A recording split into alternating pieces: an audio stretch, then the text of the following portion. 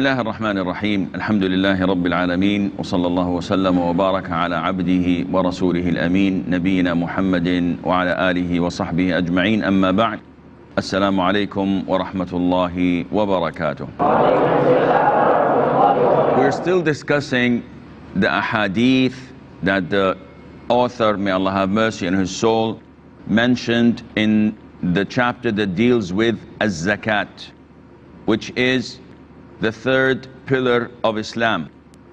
And if you notice that usually jurors and scholars have this order of Salat, which is the second pillar of Islam, and they mention it at the very beginning because it is the most important pillar after the Shahada, and because it reoccurs 5 times a day.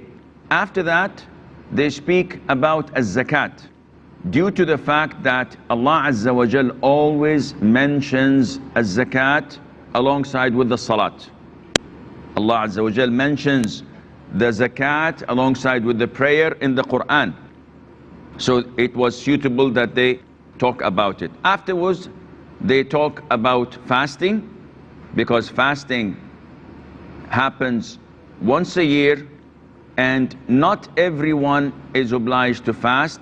There are people who may fast and there are people who are exempted from fasting. And then finally they talk about pilgrimage, about Hajj, because it happens once in a lifetime. And again, not everyone is obliged to perform Hajj, as we will talk about this inshallah when we discuss the chapter that deals with Hajj. Hadith number 171. This hadith was narrated by Abu Hurairah, may Allah be pleased with him. He said that the Prophet said, alayhi salatu wassalam, a Muslim does not have to pay zakat on his horse or slave. And from this hadith, scholars said, as we've indicated before, that zakat is mandatory only in 4 categories. First category, gold and silver, and whatever takes its ruling, such as money and currency. The second category is the livestock, camels, cows or sheep, or the likes of them. The third category is what comes out of crops from the ground, and we said that fruit and vegetables don't have zakat in them, only the things that can be weighed or measured by size and can be stored.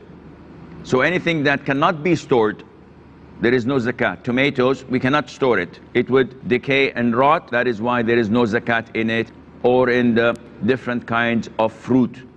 And some scholars restricted that only to wheat, barley, dates and resin.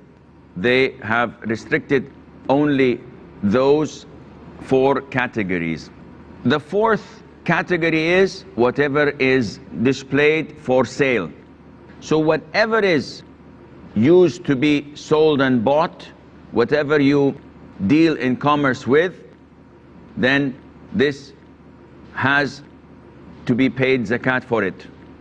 For example, a person who has a supermarket, then the groceries inside and the items displayed for sale, they have to be zakatable at the end of the year, after 1 year passes.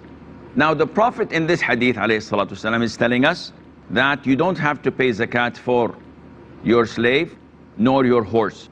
And that is what the scholars understood from this hadith and from other evidences, that if you have something that you possess, you don't have to pay zakat for that.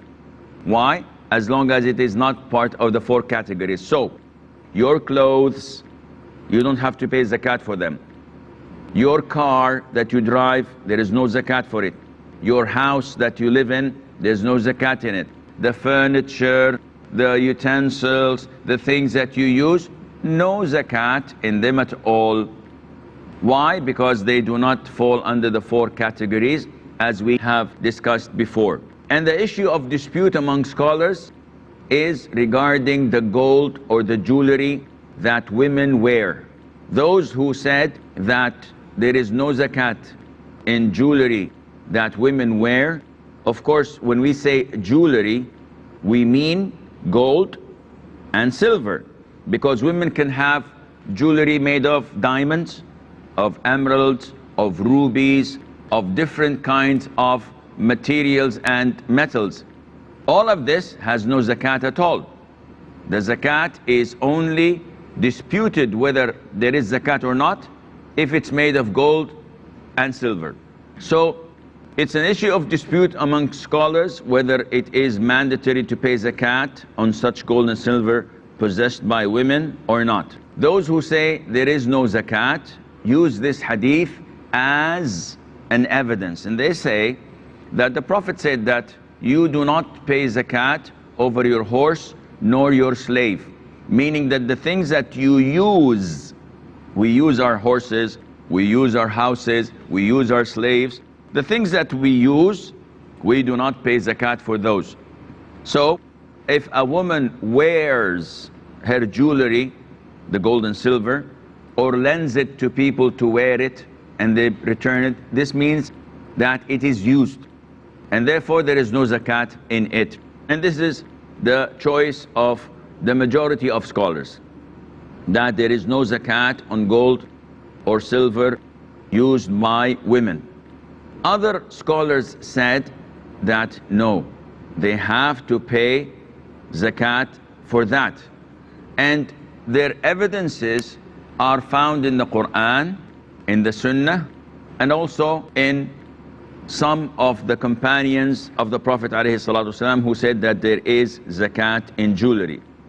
As for the Quran, the verse in Surah At-Tawbah, Allah Azza wa Jal warned those who keep gold and silver and do not spend it for the cause of Allah, that on the Day of Judgment Allah Azza wa Jal would heat it, and then they will be scalded with it in their foreheads, in their sides, in their backs, etc.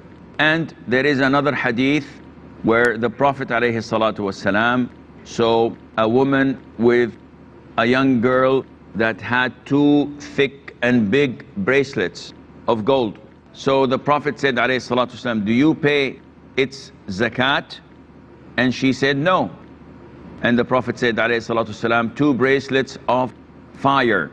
And the woman took it off her daughter's hand and gave it to the Prophet as charity. Likewise, the hadith of Mother Aisha, may Allah be pleased with her, when the Prophet saw her wearing some jewelry made of silver, the Prophet said alayhi salatu wassalam, do you give its zakat? And she said, no, but if Allah wishes, I would.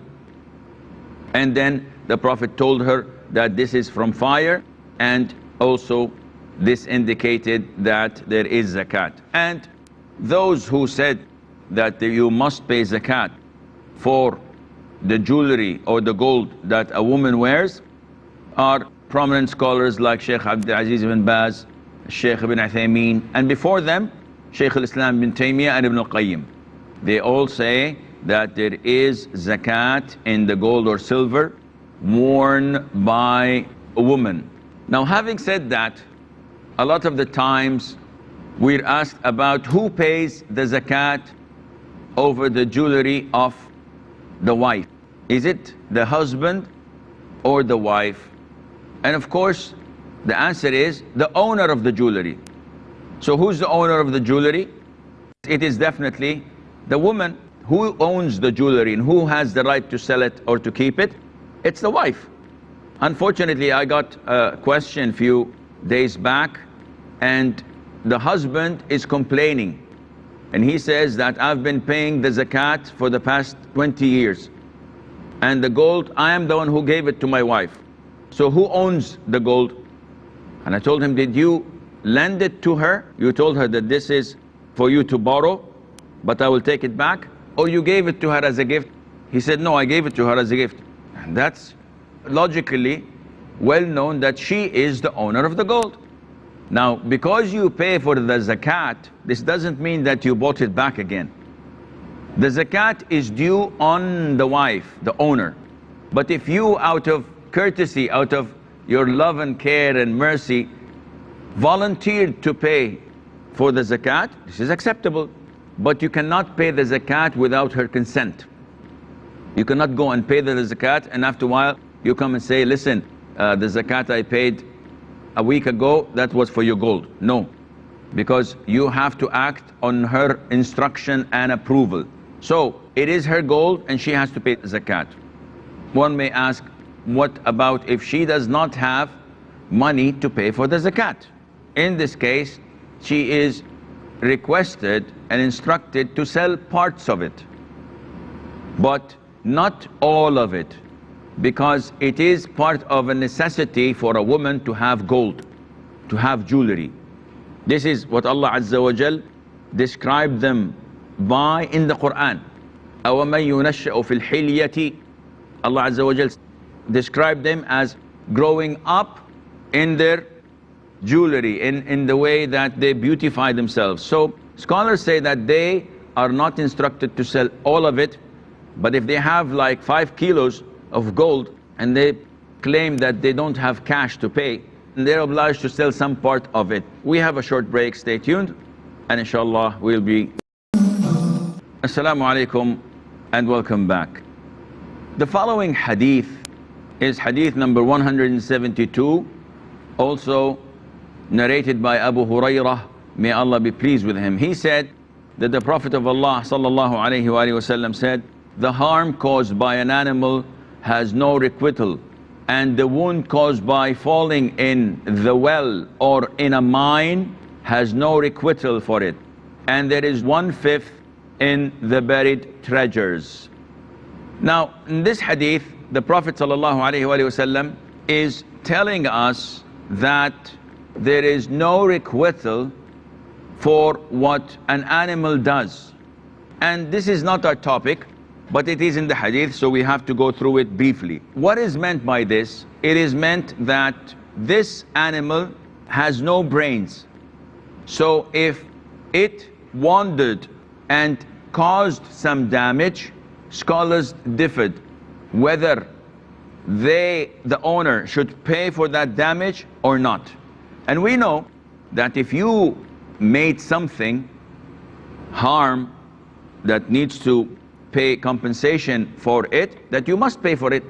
So for example, if I make an accident and it's my mistake, I'm obliged to pay for the repair of the other person's car, because I'm the one who did that. Likewise, if I break something, I have to pay for it. Now when it comes to animals, scholars differed and they have a lot of discussion regarding this topic. Yet the most authentic opinion is that if an animal wanders in the morning time, in the daytime, and he eats from a farm or he eats from crops, then this is not the owner's mistake. But if he does this at night time, then the owner has to pay for that. Why? They say that the habit and the nature of animals and herds to go and look for food in the morning, and in the daytime it is the responsibility of the farm owner or the responsibility of anyone who has goods to take care of his goods. So if he doesn't and the animal comes and eats from it, it's his mistake. At night time it's a different story. At night time you're obliged to keep your animals in their barn, in their place, and the goods owner or the farm owner, he has to go and sleep. So he leaves his goods unattended on the account that there are no animals to come and harm it. Likewise, the Prophet says, if a man falls in a well or in a mine and is injured, the owner of the well or the mine is not responsible. And also scholars elaborated on this, and they said, if a person has a well in the way of the people and someone walks and falls in it and breaks a leg, who's responsible for that? It is the owner of the well. Why? Because he made it in the middle of the road and he did not take the precautions to protect people. But if I hire a man to dig a well.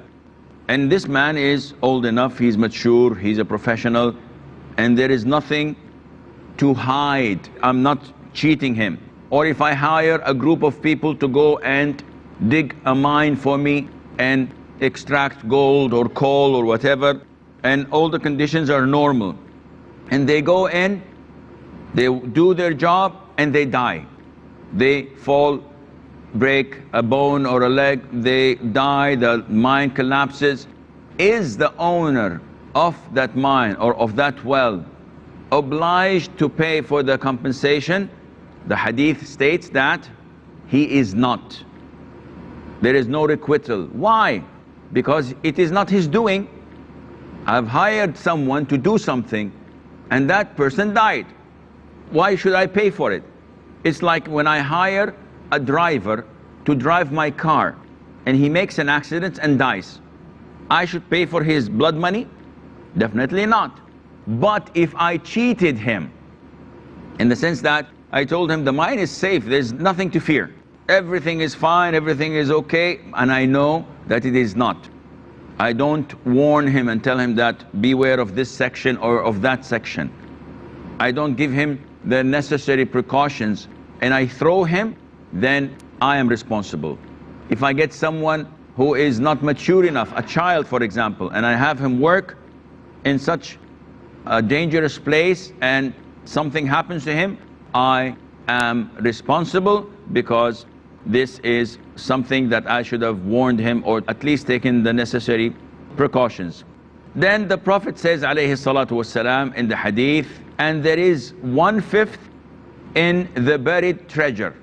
If you recall, the zakat goes as minimum as 2.5% up to as high as 10%. You remember this regarding the gold, the silver, or the crops that come from the ground. We have not spoken about the livestock. Now in this the Prophet says alayhi salatu wasalam, there is 1/5, and 1/5 is about 20%. So the scholars say that the treasure you have to pay 20%. But what is a treasure? Scholars say treasure is not like what we think, that any money you dig out, the savings of people or something, that we call this treasure. The treasure has to have the markings of pre-Islamic era. If I find a marking that is recent, or if I find a box with rupees in it or with dollars in it, should I call this a treasure? No. This belongs to the owner. So do I know the owner? If I do know the owner, I have to return it to him, the owner of the money, not the owner of the location. If I don't know the owner, then it is to be treated as a luqatah. And what is the definition of a luqatah? Anything that you find on the ground unattended, then you may take it and you have to advertise, you have to announce, you have to publicly tell people that I have found something of value.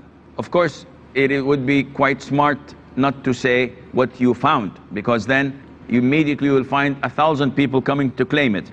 You don't say, I found a watch of this maker, the color is so and so in that place, because immediately you will find people coming to you. But the Prophet said alayhi salatu wasalam, announce it, and you should know how it is tied and the color of the bag it was carried in, the description, because then I would say, I found an amount of money.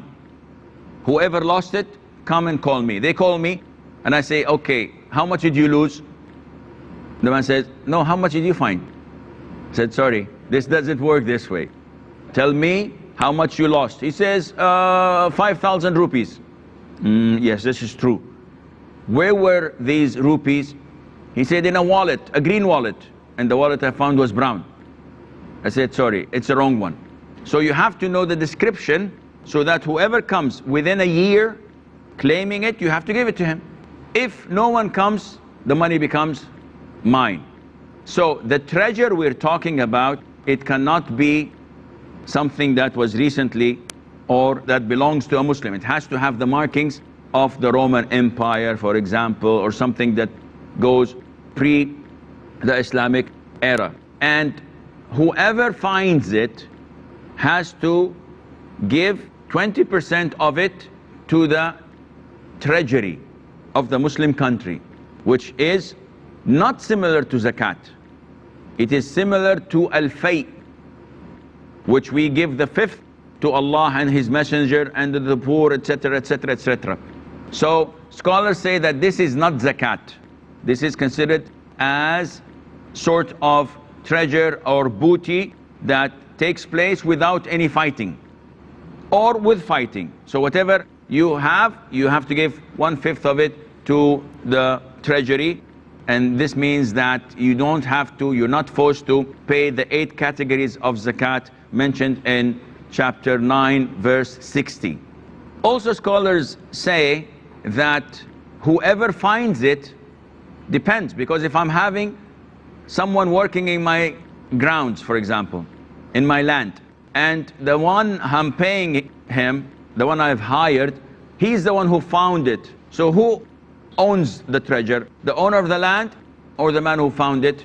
Scholars say, if I hired him to look for it, I am the owner.